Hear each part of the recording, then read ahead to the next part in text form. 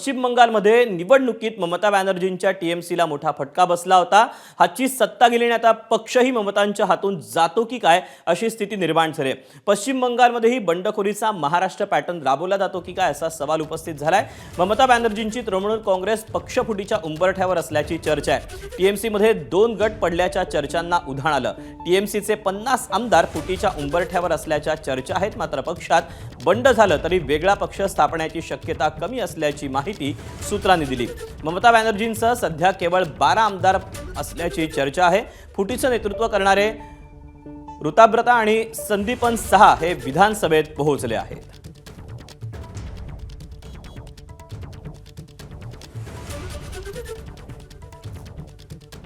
अभी तो मैं बाहर से सुन रहा हूँ कि 59 लोग हो गया, सुन रहा हूँ, लेकिन हाँ मेरा भी सिग्नेचर है उसमें। जी जी। तो ये मीटिंग कहाँ गेटवे होटल में ही हुई थी क्या, कैसे हुआ ये? नहीं, मेरा पर्सनल उनसे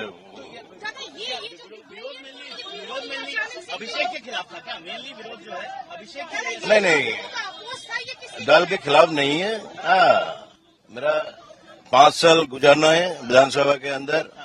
वह एलओपी एक बलिष्ठ होना चाहिए। इसी रिगार्डिंग हमने सोचा कि चलो कि ऋतुव्रत जैसा कोई अगर विधायक अगर एलओपी बन जाए तो काम करने में सुविधा होगा।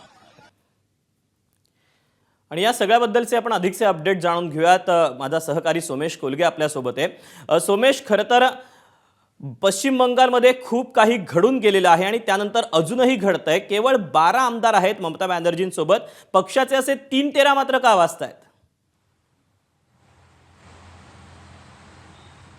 दीपक, हा सगळा वाद हा आजही पश्चिम बंगालच्या विधानसभेमध्ये विरोधी पक्षनेतेपद कुणाकडे असावं यावरून सुरू झालेलं आहे। कारण शोभानदेव चटर्जी यांना ममता बॅनर्जींनी विरोधी पक्षनेतेपदी नेमलं होतं आणि त्या विरोधामध्ये ऋतुव्रता बॅनर्जी यांच्याकडून एक मोठ्या प्रमाणावरती बंड झाल्याचं दिसतं आणि यामध्ये 59 आमदार त्यांच्या सोबत आलेले आहेत असा दावा सध्या ते करतायत। काही आमदारांनी त्यातला असाही दावा केला आहे की आमच्या सह्या या खोट्या आहेत।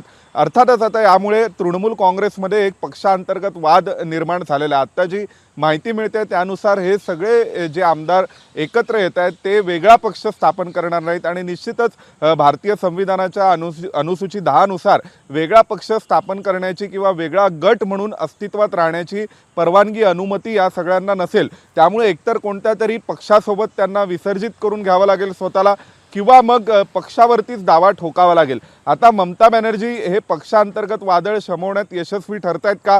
केवळ विरोधी पक्षनेता बदलून ममता बॅनर्जींसाठी हा रस्ता सोपा होणार आहे की पुढे जाऊन तृणमूल काँग्रेसवरच हे सगळे आमदार दावा ठोकणार आहेत का? परंतु त्यामध्ये आपल्याला आणखीन एक गोष्ट लक्षात घ्यावी लागेल, ती म्हणजे तृणमूल काँग्रेसचे दिल्लीमध्ये 29 लोकसभा खासदार आहेत आणि त्याशिवाय जवळपास 12 ते 13 त्यांचे राज्यसभेचे खासदार आहेत। असा जो 40-42 खासदारांचा आकडा आहे त्यांची ही भूमिका या सगळ्या प्रकरणामध्ये महत्त्वाची ठरेल।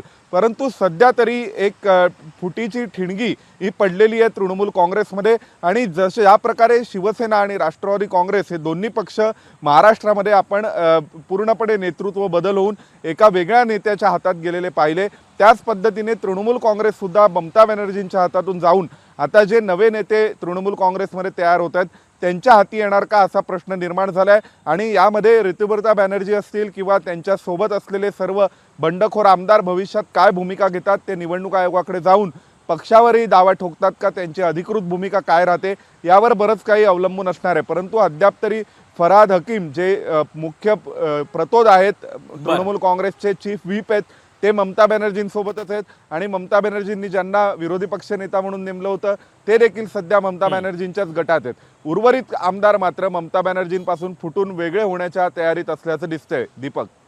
त्यामुळे आता आगामी काळामध्ये पश्चिम बंगालमध्ये काय घडतंय राजकारणाच्या अनुषंगानं पाहणं महत्त्वाचं ठरणार आहे। सोमेश, धन्यवाद दिलेल्या सविस्तर माहितीबद्दल। अपडेट जाणून घेतच राहा। एबीपी माझा, उघडा डोळे बघा नीट।